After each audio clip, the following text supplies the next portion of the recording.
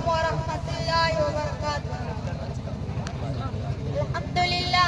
الحمدللہ رب العالمین والصلاة والسلام على سید الانبیاء والمرسلین وعلى آلہ واصحابہ اجمعین، اما بعد فاعوذ باللہ من الشیطان الرجیم، بسم اللہ الرحمن الرحیم۔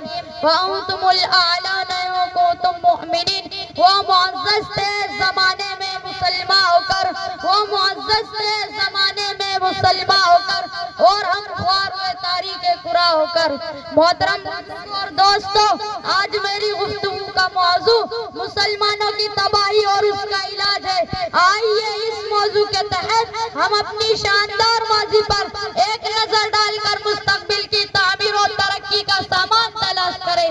قرآن کریم میں رب ذوالجلال کا ارشاد ہے، وَأَنْتُمُ الْأَعْلَوْنَ إِن كُنتُم مُؤْمِنِينَ۔ تم ہی سر بلند رہو گے اگر تم مومن ہو۔ یہ ارشاد باری ہماری پوری تاریخ کا اختصار ہے اور اسی میں ہماری ترقی کا راز مضمر ہے۔ تاریخ کے سینکڑوں واقعات یہ بتانے کے لیے کافی ہے کہ جب بھی ہمارا رشتہ اللہ سے اور اس کے دین سے مضبوط رہا، سربلندی اور کامیابی نے ہمارے قدم چومے، اور جب کبھی اس رشتے میں کسی قسم کی کمزوری آئی، ہم عزت اور رفعت کے آسمان سے ذلت و پستی کے غار میں جا گرے۔ تاریخ ہمارے سامنے جنگ بدر کی مثال پیش کرتی ہے۔ جنگ بدر میں جو کامیابی ہوئی وہ صرف اسی رشتے کی مضبوطی کی بنیاد پر ہوئی، ورنہ اگر کامیابی ہوتی تو کفار مکہ کو ہوتی، کیونکہ کفار مکہ تقریباً 1000 تھے، بڑے جوش و خروش کے ساتھ تھے۔ ان کے پاس 700 اونٹ اور 200 گھوڑے، نیز سب کے پاس تلواریں اور دیگر جنگی ہتھیار موجود تھے، اور ادھر ابو جہل، عتبہ، شیبہ، ولید، حنظلہ، عبید، عاص، حرث، امیہ بن خلف، نصر بن حارث، عبد المطلب جیسے شجاعت کے بے قرار مداکار تھے، اور ادھر بیچارے مسلمان بے سر و سامان، کل تعداد 313، سواری کے لیے کل 2 گھوڑے اور 70 اونٹ ہیں، ایک پر 3 4 آدمی سوار ہیں، اور بعض پیدل ہی سفر کر رہے ہیں، اور کسی کے پاس نیزہ اور کمان ہے تو تلوار نہیں، اور کسی کے پاس تلوار ہے تو نیزہ اور کمان نہیں۔ محترم بزرگوں اور دوستوں، جب مقام بدر پر پہنچتے تو دیکھتے کہ کفار مکہ بلند مقام پر خیمہ زن ہو چکے، جہاں پانی کی بھی فراوانی ہے۔ بیچارے مسلمانوں کو پست اور ریتیلی زمین پر خیمہ زن ہونا پڑا، ایسی جگہ کہ اگر کسی کو پیاس لگے تو ایک گھونٹ پانی پینے کو نہ ملے۔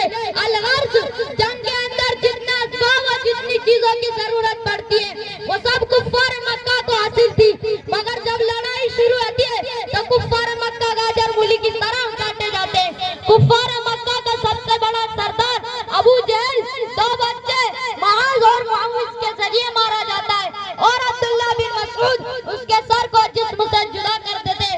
مسلمانوں، آپ جانتے ہیں کہ عبداللہ بن مسعود کون ہے؟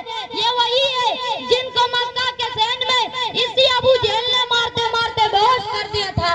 آج میدان جنگ کے اندر وہی عبداللہ بن مسعود ابو جہل کا سر قلم کرتے۔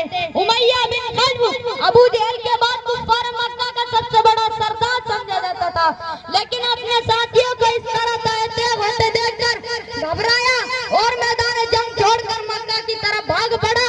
حضرت بلال حبشی اس کے پیچھے بھاگے اور قریب پہنچ گئے۔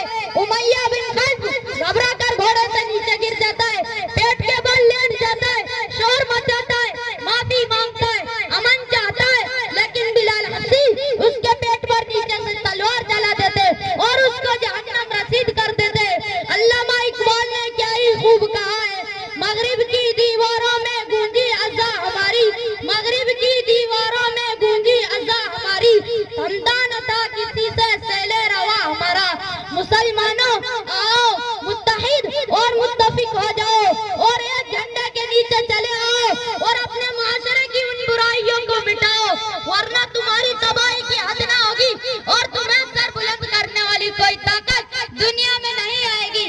اللہ تعالیٰ شعور و بیداری اور اپنے زوال کا احساس اور اس کے ازالہ کی فکر نصیب فرمائے۔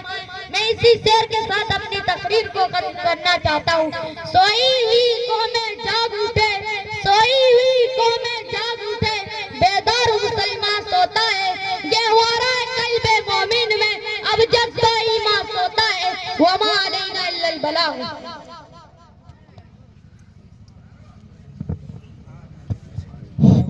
جزاکم اللہ احسن الجزا.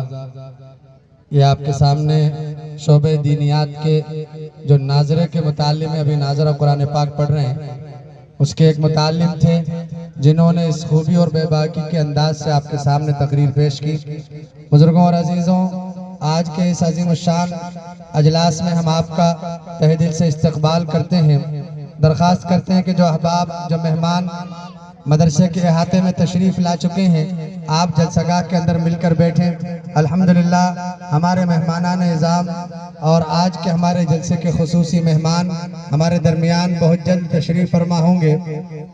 صوبہ ایم پی کے عظیم درسگاہ جامعہ عربیہ پیتھم پور بنجاری مہو اندور کے ناظم اعلیٰ اور محتمم حضرت مولانا تصور حسین صاحب فلاحی دامت برکات العالیہ مدرسے کے اندر تشریف لا چکے ہیں اور کچھ دیر میں ہمارے سامنے جلوہ افروز ہوں گے.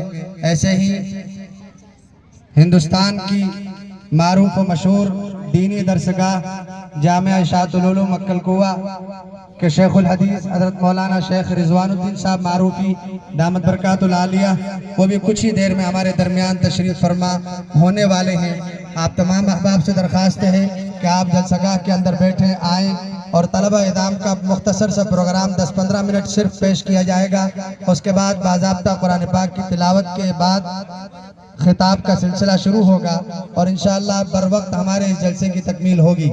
ہم آپ کو باخبر کر دیں کہ الحمدللہ آج کے اس اجلاس میں 26 حفاظ کرام کی دستار بندی کی جائے گی، ان کو اسناد تقسیم کی جائیں گی.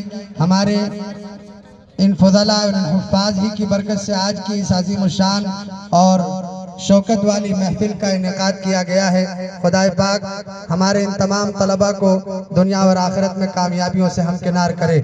اب اگلے طالب علموں کو دعوت دینے کے لیے مولانا مسیح اللہ صاحب کی طرف مائک سپرد کرتا ہوں کہ وہ طالب علموں کو بلائیں.